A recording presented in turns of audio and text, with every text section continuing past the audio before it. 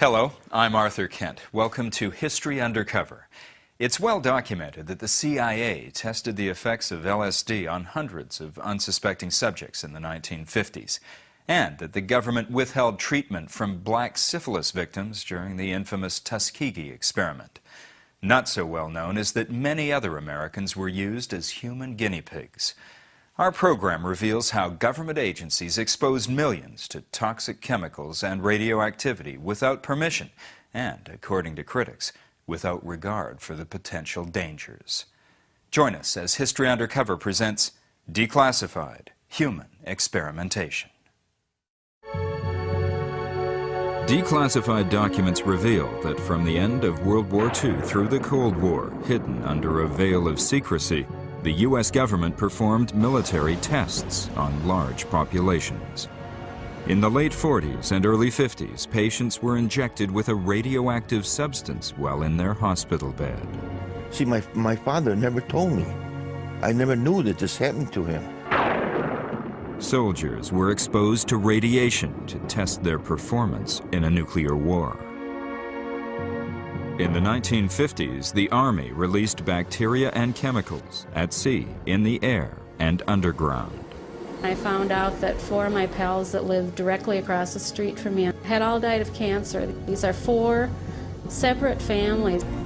In 1995, a presidential advisory committee confirmed that for more than 3 decades, hundreds of thousands of Americans have been unwitting participants in human experimentation.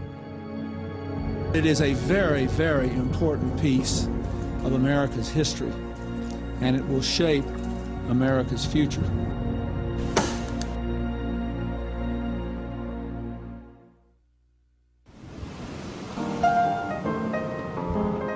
East Rochester, New York, in the mid-1930s and early 40s, is a typical blue-collar town. John Musso, son of a large Canadian family, is among the hard-working men at the railroad yards, building and repairing cars.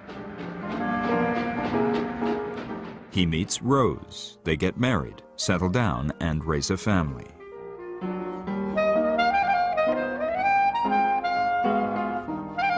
Over the years, John's health deteriorates and he is diagnosed with Addison's disease, a chronic disorder of the adrenal glands that weakens him and leaves spots on his face.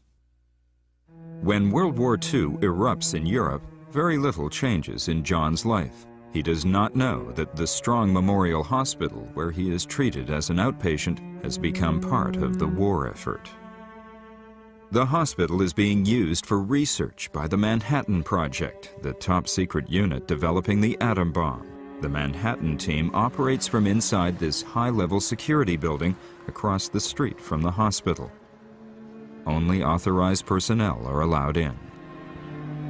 Research was determined entirely within the Manhattan Project itself, and it might be determined by Manhattan Project scientists here in Rochester, or it might be the result of directives that came down from Los Alamos or from Oak Ridge, which is where the medical chief was headquartered. The university would have no ability to look at what kind of research was being done here. John Musso, like all other patients at the hospital, is oblivious to the government's top-secret activity, and he continues with his routine visits to see his doctor for treatment.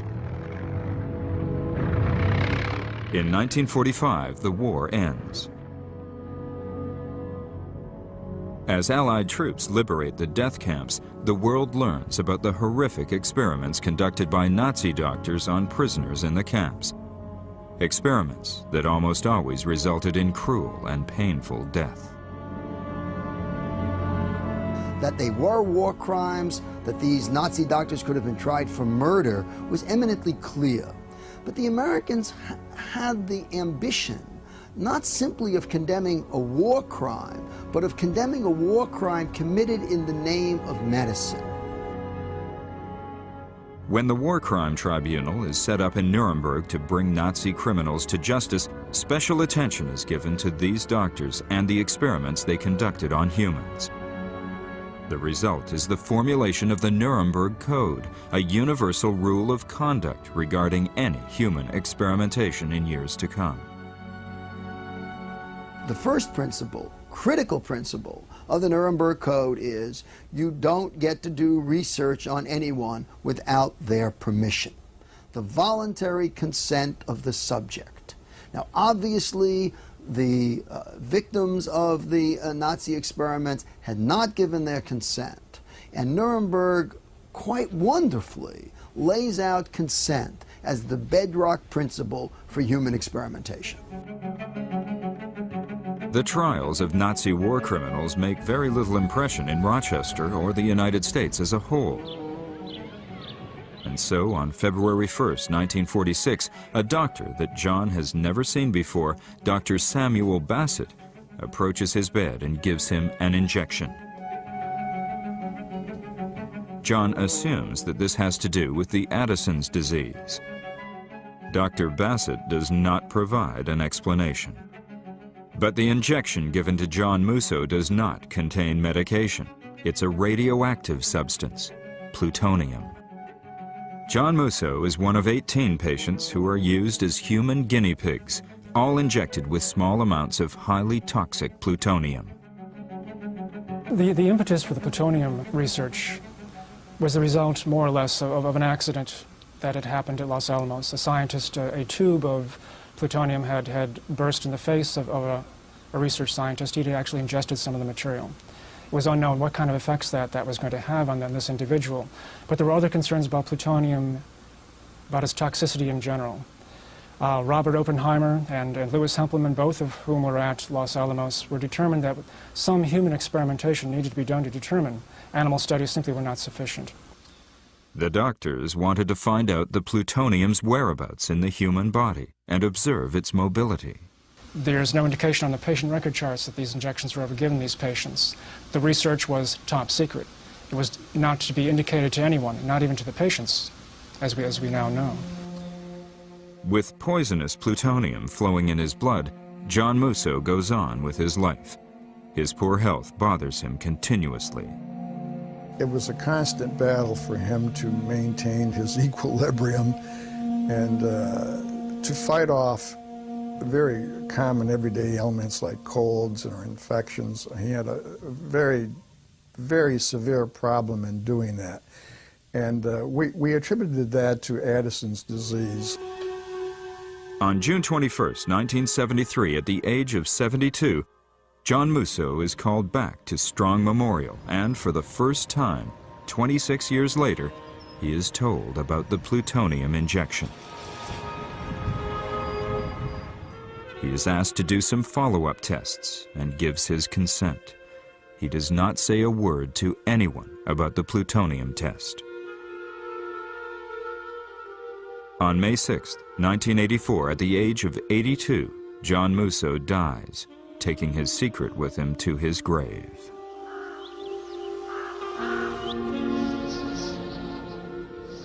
But the story doesn't die with him. A few years later, and many miles away, Eileen Wellsome, a reporter for the Albuquerque Tribune, is researching some newly declassified documents. I was thumbing through the reports. My eye fell on a footnote, and it said something about human beings who had been injected with plutonium. And I was dumbfounded by this. You have to keep in mind the context in which I was looking at these records. I was all alone in this dusty basement. These reports were 40 and 50 years old, and they were all about dogs who had been injected or ingested with plutonium and had developed tumors and all kinds of diseases and then were sacrificed. So when I saw this reference to humans being injected with plutonium, I immediately thought, my God, how could they have done this? And what happened to these people? So I went back to the paper, and that following Monday I came in and I told the city editor, I said, hey, I found a great story. And I said, 18 people were injected with plutonium during the Manhattan Project. And he said, well, that's a great story, but that's not what we hired you to look into. But Eileen does not give up. For the next 5 years, slowly and stubbornly, she continues with her investigation. requesting more declassified documents under the Freedom of Information Act. I got a few fact sheets, very few documents on the experiment, and they said that was all they had. But by then, I knew from other sources that they must have had a tremendous amount of information and that they were simply blowing me off. 5 years have passed when Eileen finally uncovers the names of 5 of the 18 patients. One of them is a John Musso in Rochester, New York. She looks up all the Mussos in the Rochester phone book and starts to make calls. To know a John Musso in the area, he would have been about in his 70s or so, maybe close to 80 when he died. He suffered from a disease called Addison's disease. Do you think that he would be amenable to talking with me? And you have his telephone number? I was shocked. I didn't want to accept it. I guess I was kind of rude. I mean, I didn't know nothing about it. And I said, you know, what, this can happen in the United States of America? They're going to treat my father like this? They're going to put this stuff in him? And I got kind of rowdy. I said, I don't want nothing to do with it. You know, it just hit me so hard and so bad that I couldn't think right. I cried. I couldn't handle it. I just couldn't handle it. See, my father never told me. I never knew that this happened to him. After the initial shock, the anger set in, and the disillusionment, the distrust of the government. Something was stolen from my father. We don't know what opportunities that could have come about after this Addison disease if he didn't have this plutonium. I mean, there's maybe, like, I felt like I got cheated. I got cheated that we didn't go fishing as much as we did. I got cheated we didn't go hunting as much as we did. That he wasn't there when I played the sports to watch me play. My dad wasn't there. I felt like I got cheated a little bit. I mean, maybe you're saying it sounds selfish, but I don't think it's being selfish because you want to be with your dad. And like other people in the block always used to take me with them, but it wasn't my dad. It wasn't my dad. Not long after the end of World War II, the American public is drawn into the fervor of the Cold War. Let's face it, the threat of hydrogen bomb warfare is the greatest danger our nation has ever known. Enemy jet bombers carrying nuclear weapons can sweep over a variety of routes and drop bombs on any important target in the United States. The threat of this destruction has affected our way of life in every city, town, and village from coast to coast. The nuclear race towards a superior atomic bomb pushes research into new frontiers, and with it reaches a new dimension in human experimentation. Between 1951 and 1963, the United States conducts 925 tests of atomic and hydrogen bombs in the atmosphere and at underground sites in the Nevada desert.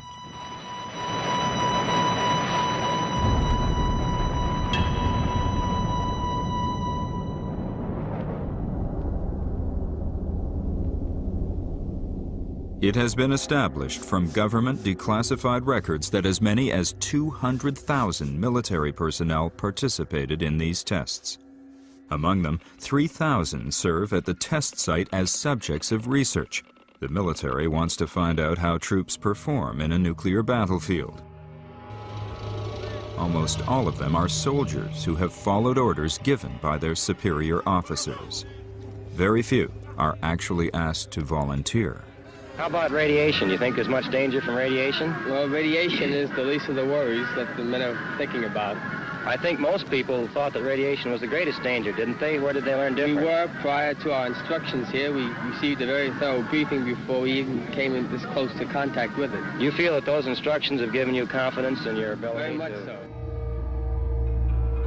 One of the soldiers in these foxholes is Marine pilot Chuck Brody. We met in 1948.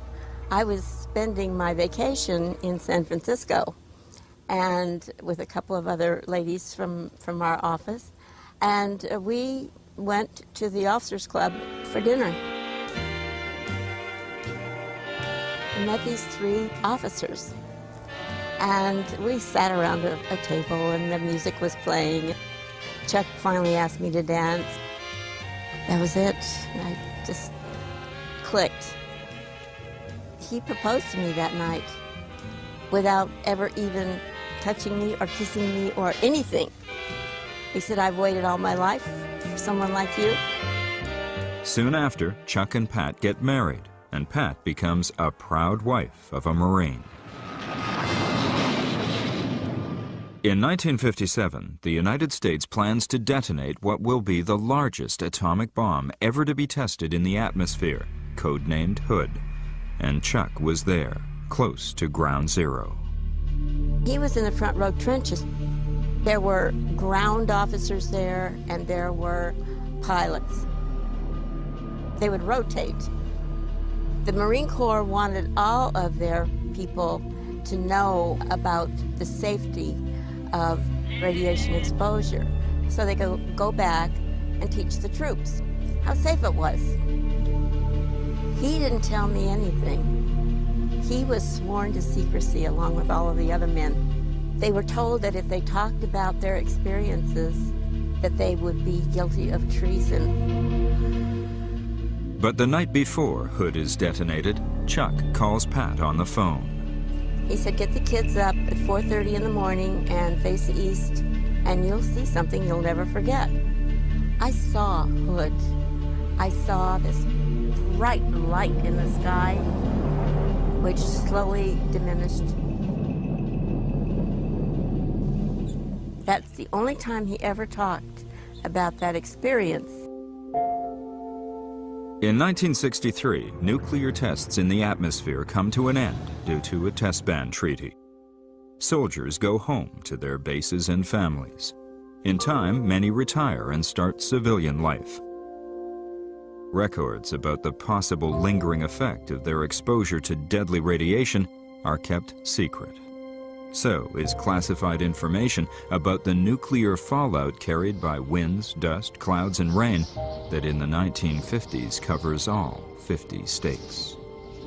One morning, we woke up and while he was applying his underarm deodorant, he noticed there was a large lump under his arm. And so we immediately went to the doctors. The doctors do tests, which show that Chuck suffers from a terminal form of cancer called lymphosarcoma. The doctor informs Pat by telephone. I was totally unprepared, of course, and I didn't know what to do. I was there alone in the house. I tried to figure out how I was going to tell the kids. We have 4 children. How was I going to tell Chuck? So I managed to do all that. And so we then went to an oncologist, and he started chemotherapy. And he did pretty well for the first 6 months. And then it was downhill. He died of lymphoma. I was devastated. My children were, his family, his brothers and sisters. It was such a waste, such a horrible waste. Chuck, who was exposed to the radiation in 1957, dies 20 years later. Pat scatters his ashes near their home along this Southern California beach. Before he died, he contacted an attorney. It was at that time, for the first time, Chuck told me something about his exposure. With her lawyer, Pat follows up on Chuck's revelation about his exposure to radiation. Trying to gain access to classified information would become an agonizing and an uphill battle with the federal government. It takes Pat years of research and legal proceedings just to obtain her husband's military and medical records. she is not alone. Thousands of other families of atomic veterans spend years requesting declassification of government records, trying to prove that they qualify for compensation. The government is waiting for us all to die.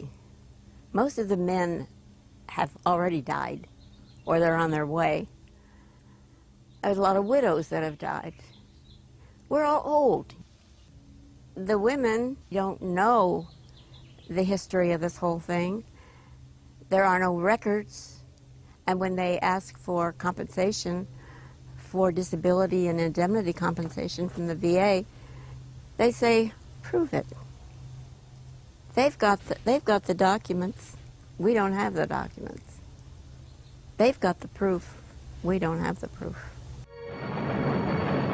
The military establishment's fear of a nuclear war couples later on with fear of biological and chemical war. What if the Soviets spread deadly bacteria over highly populated areas, or spray into the air invisible chemicals that can kill thousands on contact? A decision is made in high places. Tests are needed. San Francisco Bay, California, 1950. During 7 days in September, the Army simulates a bacteriological attack on the city. Declassified Army documents reveal that in 6 such attacks, large amounts of bacteria called Serratia marcescens are sprayed towards San Francisco from a small Navy boat in the bay. Carried by the wind, the airborne bacteria spread over a large area. The Army wants to know how far the bacteria can go. These declassified maps of the actual test show the extent of the area that is covered. The Army decided to do what was called a vulnerability test program.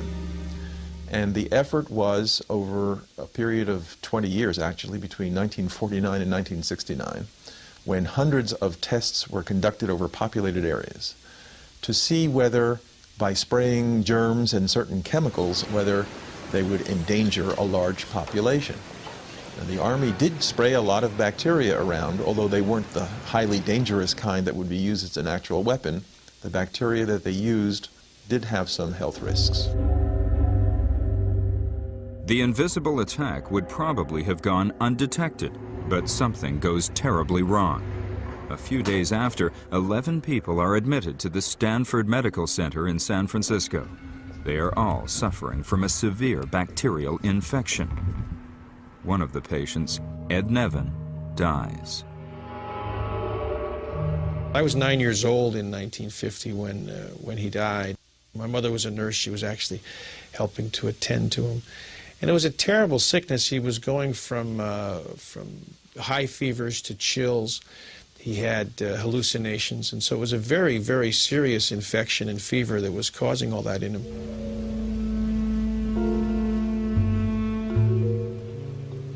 The Serratia marcescens infection is so unusual to the doctors and scientists at the hospital that 3 of them team up and write a scientific article about it.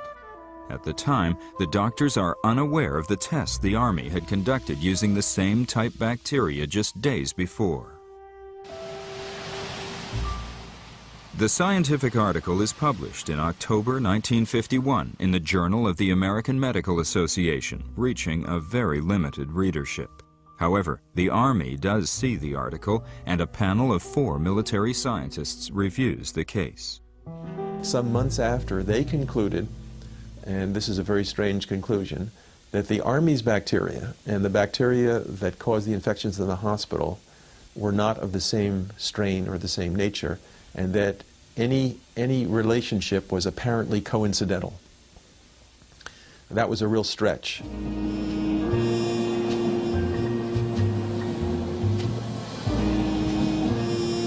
It takes 25 more years before the story finds its way out into the open. I carried the morning paper on December 22nd, 1976 to the BART station.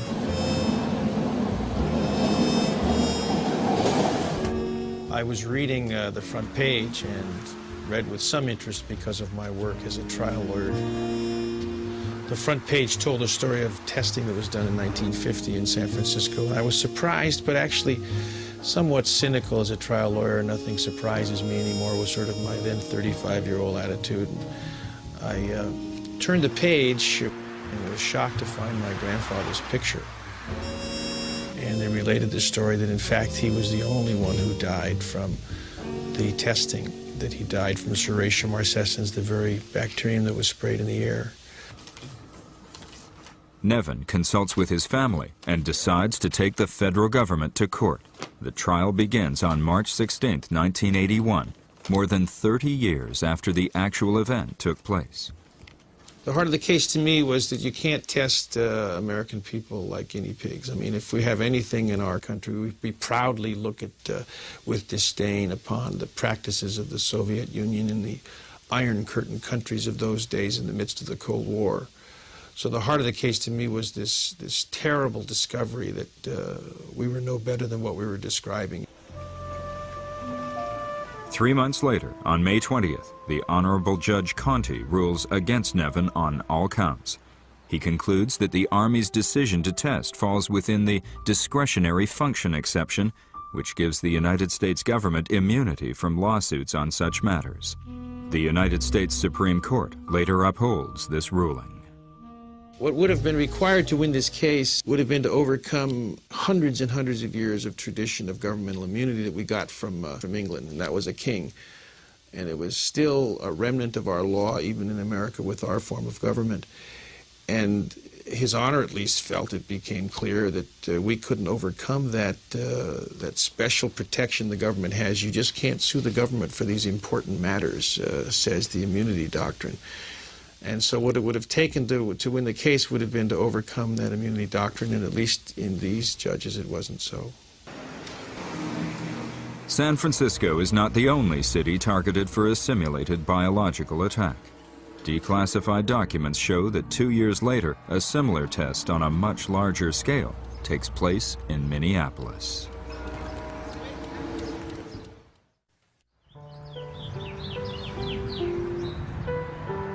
This is the house I grew up in. This is 29th and Clinton. The school is behind me, about a block and a half. I played on the playground. All of my friends were in the neighborhood. It was a very middle-class working neighborhood. Most of our mothers stayed at home. They were the typical 50s housewives. Our fathers were working. We were in and out of each other's houses all the time, running in and out the way children will do. It was a very nice, safe, secure neighborhood. In the summer of 1952, the Army turns this safe and secure environment into a testing ground, simulating an attack with bacteriological weapons.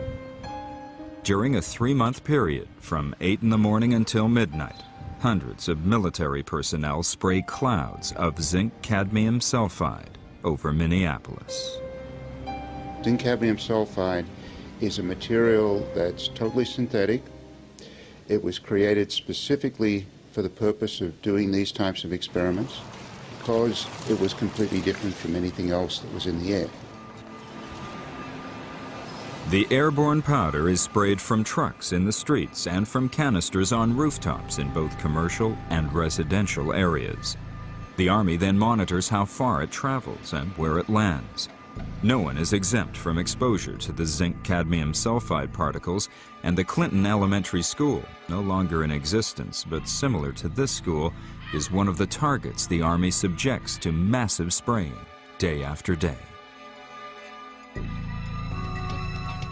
It was a day that many were waiting for, a chance to tell the scientists about health. In 1977, KTCA, a public television station in Minneapolis, breaks the story about the Army test, focusing attention on alleged high rate of health problems at the Clinton School. My first reaction was disbelief. I thought, no, never, this is not true. And I was in denial for many, many months. And during that denial time, I was really determined, I'm going to find out everything about this. She is not alone. Public hearings soon follow. Necessarily the optimal risk assessment. Many come to hear testimonies, to listen to the experts. Total disclosure and nothing but. Diane's own memories start coming back. I vividly remember being lined up, going into the music room. There was an older gentleman sitting in a chair with a light wand in his hand, and he was passing this over our bodies on the outside of our clothing. I started contacting my old school pals. I started keeping a list of illnesses. The bottom came for me when I found out that 4 of my pals that lived directly across the street from me on Clinton Avenue had all died of cancer. These are 4 separate families in no way related health-wise. They died within a year of each other back in the early 80s when these people would have been in their 40s. And I thought, well, this doesn't quite seem like a coincidence to me. During her research of declassified documents, Diane finds that Army doctors came back to the Clinton School the following year, 1953. They found a high rate of asthma, respiratory problems, and some cases of pneumonia. A report of the Minnesota Health Department also found that in the same year, the rate of infant mortality in Minneapolis is unusually high. The causes listed are pneumonia and other respiratory problems. The toxicity of zinc cadmium sulfide is virtually unknown today, just as it was in the 1950s. If it remained in its native zinc cadmium sulfide state, it probably presents a low toxicity to people and to the environment. But we don't know to what extent the zinc cadmium sulfide might be acted upon by bacteria or other agents in the environment to break it down. And if it broke down, there is a possibility that the breakdown products are much more toxic than the zinc cadmium sulfide itself.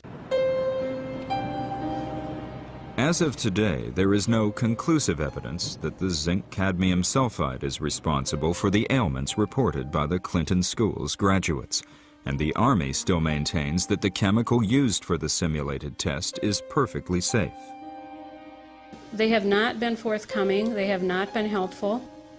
The fluoroscoping they totally denied, and I kept insisting. I said, look, I have report after report from all various groups of students that remember the same thing. Then the Army said, oh yes, there was some fluoroscoping. So from the very beginning, it's been up to us to discover what happened, confront the Army, and we're still waiting for the medical reports that we requested 6 years ago. The Department of Defense, their conviction that this is a perfectly safe material is an oversimplification, because we do not have any information about the possible long-term health effects of this particular material. Also, the viewpoints of the public who were exposed to this material and the anxieties that have been expressed by the public have not been addressed at all effectively by our government agencies. It completely changed my memory of my childhood, which I thought was rather idyllic and very middle America. To know that these tests were done at my school absolutely was a shock to me. After the tests in San Francisco and Minneapolis, the Army mounts another test to see how the bacteria behave underground. The target, the New York City subway system.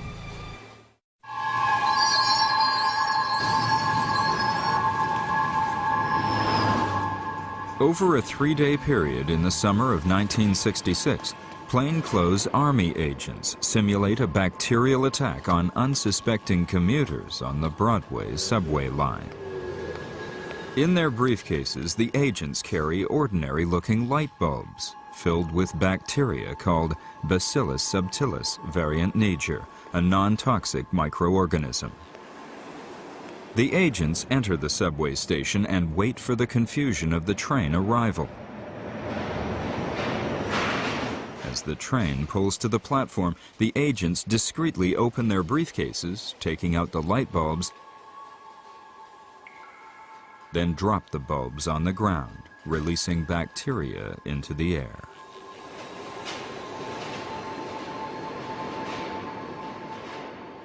Unlike San Francisco or Minneapolis, there are no immediate reports of any ill effects from the spraying.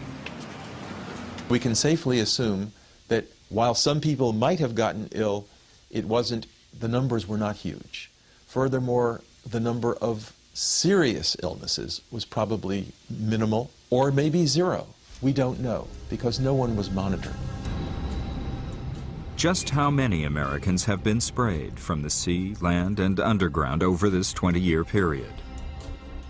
Have there been other similar tests in later years? It is hard to tell. Many details are still kept under secrecy in classified government documents. We don't know the precise number, but millions of people at one time or another during the 1950s and 60s were inhaling the biological or chemical agents that the Army had been spraying. In the late 1970s and through the 1980s, Congress conducts hearings and demands further declassification of documents in an effort to learn more about the risks involved. The story about John Musso and the other 17 patients injected with plutonium in the late 1940s finally finds its way into the open. In November 1993, after 5 years of research, the Albuquerque Tribune runs Eileen Welsom's story on the front page of the paper. When the first installment came up, I sat there really expecting to be deluged with phone calls. I thought, this is so outrageous that people are going to call me. I didn't get one phone call. The story really didn't hit the press until Hazel O'Leary mentioned it at a press conference in Washington, D.C. I would like to tell you that what I've been told about these experiments, what I think I know and have processed with respect to these 18 citizens of our country, leave me both appalled, shocked, and deeply saddened. That if the government had in fact been responsible for, had been the proximate cause for harm or danger to the lives of any of our citizens, then the government ought to be in a position to own that and also to compensate for it. Now, the first time I uttered those words, there was a firestorm. I had no idea that anyone would think that that was a bizarre or strange thing for a cabinet officer to say. O'Leary's statement is so unusual that the national media picks the story up, and the Department of Energy is overwhelmed with thousands of phone calls each day. She starts an in-house investigation at the Department of Energy. The task is not an easy one. It requires a review of millions of documents in government archives and warehouses all over the United States. Many of them are still classified. O'Leary brings the issue before President Clinton, and in 1994 he forms a Presidential Advisory Committee to look into human experimentation with radiation. The committee does not investigate the bacteriological and chemical tests. After a year of intensive work, the committee submits their report to the President. If this committee's work is to mean anything, it has to be that 50 years from now, there does not have to be another presidential committee charged with investigating allegations of abuses of human subjects. The report reviews the history of human experimentation and investigates ethical standards, but it fails to satisfy the expectations of the victims. Essentially what the committee did was say these experiments are wrong, but no one is to blame. So they did not find one doctor or one institution guilty. And as far as this large community of people who had been abused and unethically used in these experiments, the committee recommended that only the families of the plutonium patients be compensated. he came out with a report that does have some good information, but families of people who feel that they were used in these experiments are essentially still at ground zero when it comes to getting these documents. I think if I were on the other side, I'd be feeling the same thing, especially since the experiment, the effort had begun with such lofty expressions of ideals from me, from the President of the United States, and from Ruth Faden, who chaired that committee. We overpromised because we were so naive. We didn't know the government couldn't and didn't know how to deliver. We were all very naive. This morning I signed an executive order instructing every arm and agency of our government that conducts, supports, or regulates research involving human beings to review immediately their procedures.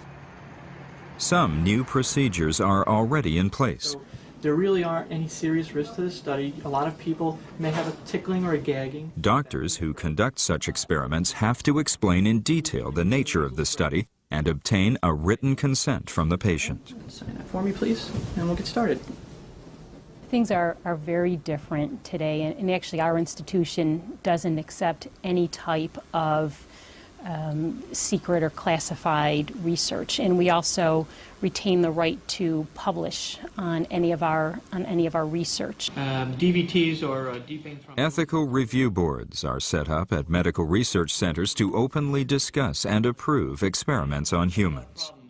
If by doing some great experiment or great project that the government proposes means compromising an individual's well-being, it would never get approved.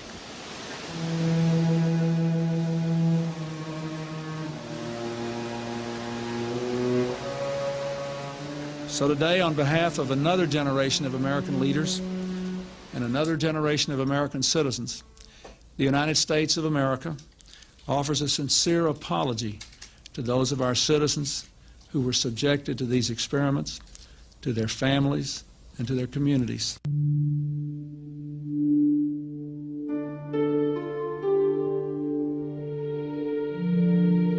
Given what I've learned about medical research and human nature and the federal government, that in 50 years' time, reporters will be writing about unethical experiments that were conducted in the 90s.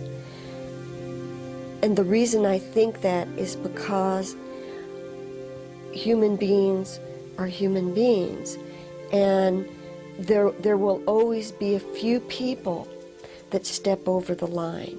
Anyone who perpetrates an act, assuming that it is secret and will remain secret, has to know that sooner or later, truth will out. Sooner or later, we will find out. And so, as you move to act, understand that if not today or tomorrow or even next year, eventually the historical record will catch up to you. And we will know what you did.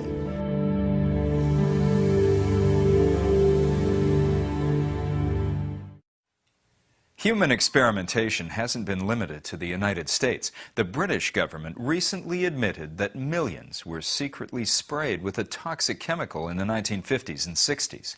Military officials conducting germ warfare experiments thought they were spraying a harmless substance, but later discovered the chemicals may have contributed to medical problems. Critics accuse the government of gambling with public health.